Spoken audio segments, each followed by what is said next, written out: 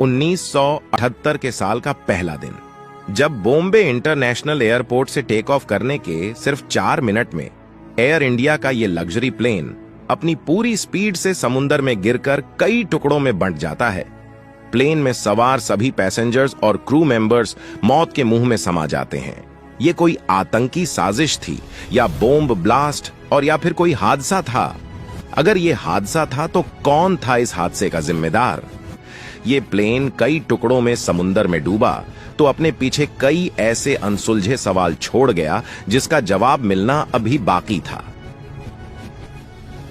1 जनवरी सन 1978 को जब बॉम्बे यानी मुंबई के सेंटा क्रूज एयरपोर्ट, जो आज छत्रपति शिवाजी महाराज इंटरनेशनल एयरपोर्ट के नाम से जाना जाता है, यहां से एयर इंडिया का एक luxury plane Boeing 747 flight number 855 रात 8 बजे दुबई इंटरनेशनल एयरपोर्ट के लिए उड़ान भरने के लिए तैयार होता है। प्लेन में उस वक्त 190 पैसेंजर्स के साथ 23 क्रू मेंबर्स यानी कुल 213 लोग सवार थे। फ्लाइट के कैप्टन 51 वर्ष के मदन लाल कुकर थे, जिन्हें 18,000 घंटों का फ्लाइंग अनुभव था।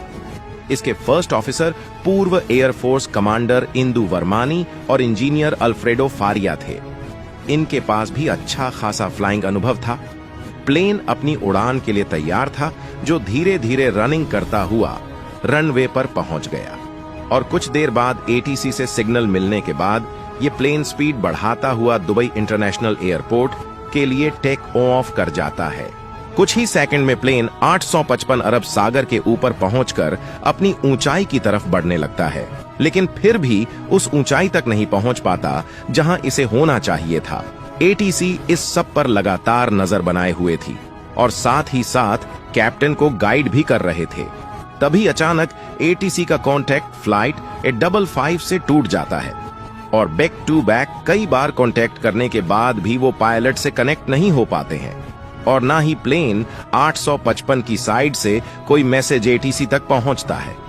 ये सब कुछ इतना जल्दी हो रहा था कि किसी को कुछ समझ नहीं आ रहा था कि आखिर चल क्या रहा है, क्योंकि प्लेन को टेक ऑफ किए अभी सिर्फ 3 से 4 मिनट्स ही हुए थे।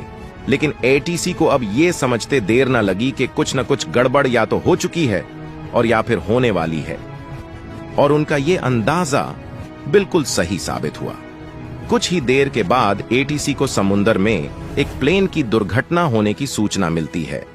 तुरंत ही एक खोजी हेलीकॉप्टर रवाना किया जाता है, लेकिन क्योंकि एटीसी का फ्लाइट से पहले ही कनेक्शन टूट चुका था और समुद्र में अंधेरा होने की वजह से खोजी हेलीकॉप्टर को फ्लाइट 855 का एग्जैक्ट लोकेशन का पता नहीं चल पा रहा था। पूरी रात चले इस सर्च ऑपरेशन के अगले दिन सुबह को एक्सीडेंट वाली लोकेशन को ढूंढ लिया गया। ये एक्सीडेंट इतना खतरनाक था जिसमें एयर इंडिया 855 का ये प्लेन कई टुकड़ों में बंट चुका था। किसी भी पैसेंजर के जिंदा होने की उम्मीद में रेस्क्यू टीम ने समुद्र के ऊपर और अंदर कई किलोमीटर दूर तक सर्च ऑपरेशन चलाया, लेकिन अफसोस उन्हें कोई भी इंसान जिंदा न मिला। इससे एक बात तो तय हो गई थी कि प्लेन में सवार सभी 213 लोग अब काल के मुंह में समा चुके थे। इस एक्सीडेंट को किसी आतंकवादी साजिश या बॉम्ब ब्लास्ट के नज़र से भी देखा जाने लगा। फिर जल्द ही इन्वेस्टिगेशन की टीम भी घटनास्थल पर पहुंच गई। इन्वेस्टिगेशन के लिए प्लेन के टुकड़ों को समुद्र से बाहर निकाला गया, जिसमें कई महीनों का वक्त लग गया। हर रोज प्लेन से जुड़ा कुछ न कुछ मलबा समुद्र से बाहर निकाला जा रहा था। प्लेन की हालत देखकर यह बात तो पूरी तरह साफ हो गई थी कि क्रैश करते समय प्लेन अपनी फुल स्पीड से समुद्र से टकराया था, जिससे वो कई टुकड़ों में बिखर गया था। क्योंकि नॉर्मल वाटर लैंडिंग से कम नुकसान होने की संभावना होती है। इस इन्वेस्टिगेशन में एटीएस के रोल को भी समझने की कोशिश की गई, जिसमें उन्होंने बताया, लास्ट टाइम जब पायलट से उनकी बात हुई थी तो प्लेन 35 डिग्री तक लेफ्ट साइड में झुका था, जिसके बाद प्लेन से उनका कनेक्शन टूट गया और उसके बाद फिर से कोई कांटेक्ट नहीं हो सका।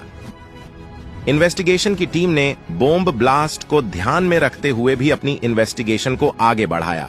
उनका अंदाजा था कि शायद प्लेन में अचानक हुए ब्लास्ट की वजह से यह प्लेन कई टुकड़ों में बंटकर समुद्र में गिरा होगा, जिसके बाद पायलट कोई मैसेज नहीं दे सका और उसी दौरान उसका संपर्क एटीएस से भी टूट गया होगा। लेकिन जांच जैसे ही आगे बढ़ी, उनका यह अंदाजा पूरी तरह गलत साबित हो गया, क्योंकि प्लेन का कोई भी हिस्सा आग से जला हुआ नहीं मिला, जबकि एक ब्लास्ट के वक्त पूरे चांसेस थे कि प्लेन में आग लगती या वो अलग तरह से फटकर टुकड़ों में बिखर जाता, जबकि यहां ऐसा कोई सबूत नहीं मिला। इस प्लेन के साथ आखिर क्या हुआ था, इन्वेस्टिगेटर्स को अब तक कुछ समझ नहीं आ रहा था। लेकिन तभी उनके हाथ प्लेन का कॉकपिट वॉइस रिकॉर्डर लगा, जिसमें प्लेन में हुई बातें रिकॉर्ड हो चुकी थीं। इस रिकॉर्डर से इन्वेस्टिगेटर्स को पता चला कि प्लेन उड़ने के कुछ ही देर के बाद क्रू टीम के किसी मेंबर ने पायलट को गलत इंफॉर्मेशन दी थी कि प्लेन दाईं ओर झुक रहा है, जबकि असल में वो सीधा ही था। पायलट ने इसे सीधा करने के लिए तेजी से दाईं ओर एक कोण बनाने की कोशिश की। ये कोण लगभग 35 डिग्री के आसपास बना, जिससे पूरा प्लेन ऑन बैलेंस हो गया। रिकॉर्ड हुई आवाजों में ये बातें साफ सुनाई दे रही थीं। प्लेन ज्यादा घूम गया है, ये नीचे की तरफ जा रहा है। और इसके बाद सब कुछ शांत होता चला गया, क्योंकि बदकिस्मती से प्लेन समुद्र के आगोश में पूरी तरह समा चुका था, जिसमें सभी 213 पैसेंजर्स को अपनी जानें गंवानी पड़ी। रिकॉर्डिंग सुनने से ये बात तो साबित हो गई थी कि किसी के कहने के बाद पायलट कंफ्यूज हो गया था। लेकिन सवाल ये उठ रहा था कि आखिर पायलट को ये मैसेज क्यों दिया गया था। इन्वेस्टिगेटर्स ने अपनी इन्वेस्टिगेशन को और आगे बढ़ाया और अब जांच की गई एफडीआर यानी फ्लाइट डाटा रिकॉर्डर की। ये एफडीआर फ्लाइट के हर मूवमेंट को कैप्चर कर लेता है। फ्लाइट कितनी ऊंचाई पर उड़ रहा है, कितनी डिग्री पर मुड़ रहा है, प्लेन को उड़ाने और मोड़ने के लिए कौन कौन से कंट्रोल पैनल्स का इस्तेमाल किया गया, सब कुछ ये प्लेन डाटा रिकॉर्डर रिकॉर्ड कर लेता है। और जब इस रिकॉर्डर की जांच की गई तो इसमें एक नई कहानी सामने आई। दरअसल प्लेन के उड़ान भरने के कुछ देर बाद समुंदर के ऊपर पहुंचते ही पायलट ने इसे राइट साइड पर मोड़ा ताकि इसका डायरेक्शन दुबई रूट पर हो जाए, और जिसके बाद इसे अपने निर्धारित रूट पर आगे बढ़ते रहना था। लेकिन असल गड़बड़ी यहीं से शुरू हुई थी, क्योंकि कैप्टन की साइड वाला एल्टीट्यूड इंडिकेटर किसी खराबी की वजह से प्लेन को राइट साइड झुका हुआ दिखा रहा था। दरअसल फ्लाइट में बैठे दोनों पायलट्स के सामने एक एक एल्टीट्यूड इंडिकेटर लगा होता है, और इन दोनों इंडिकेटर्स के बीच में एक तीसरा इंडिकेटर भी लगा होता है, ताकि इनमें से अगर कोई एक इंडिकेटर किसी वजह से खराब हो जाए तो बाकी के दो इंडिकेटर्स सही मैसेज दे सकें, जिससे आसानी से पता चल जाता है कि कौन सा इंडिकेटर खराब है और प्लेन को किसी भी हादसे का शिकार होने से बचाया जा सके। प्लेन उड़ाते वक्त पायलट सिर्फ अपने ही इंडिकेटर को ठीक तरह से देख पाता है, जबकि उसे किसी दूसरे इंडिकेटर को देखने के लिए काफी मुड़ना और झुकना पड़ता है।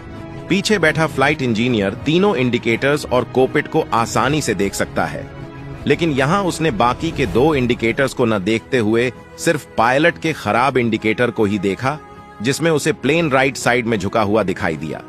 तभी उसने पायलट से कहा कि प्लेन राइट साइड में झुक रहा है। ये वही आवाज थी जो वॉइस रिकॉर्डर में रिकॉर्ड हो गई थी। इस केस में पायलट ये समझ ही नहीं पाया था कि उसका इंडिकेटर खराब हो चुका है। साथ ही उसने एक बड़ी गलती ये भी कर दी कि जब उसे प्लेन की राइट साइड झुकी हुई दिखाई दी तो उसने फर्स्ट ऑफिसर से उसके इंडिकेटर्स की कोई इंफॉर्मेशन नहीं ली और झुके हुए हिस्से को उठाने की कोशिश में प्लेन को लेफ्ट साइड में झुका दिया। दूसरी तरफ फर्स्ट ऑफिसर ने भी इस पर कोई ध्यान नहीं दिया, क्योंकि उसे लगा कि पायलट ने प्लेन का बैलेंस बनाने के लिए इसे लेफ्ट साइड मोड़ा है। समुद्र के ऊपर अंधेरा होने की वजह से भी पायलट प्लेन की सही पोजीशन का अंदाजा नहीं लगा पाया और प्लेन अपनी जबरदस्त स्पीड से गिरता हुआ समुद्र से जा टकराया और कई टुकड़ों में बंट गया। 70 के दशक में एयर इंडिया की हिस्ट्री का यह सबसे बड़ा हादसा था, जिसमें सभी 213 लोगों ने ऑन दी स्पॉट अपनी जानें गंवा दी। 1971 में एयर इंडिया ने यह अपना पहला बोइंग 747 प्लेन खरीदा था, जिसका नाम मौर्य शासक सम्राट अशोक के नाम पर रखा गया था। यह कई महाराजा थीम वाले लग्जरी प्लेनों में से एक था। इसे पैसेंजर सीट्स की जगह सोफे, कालीन, लाउंज और बार के साथ डिजाइन किया गया था, जिसमें राजस्थानी कस्ट्यूम में एयर होस्टेस मौजूद थीं।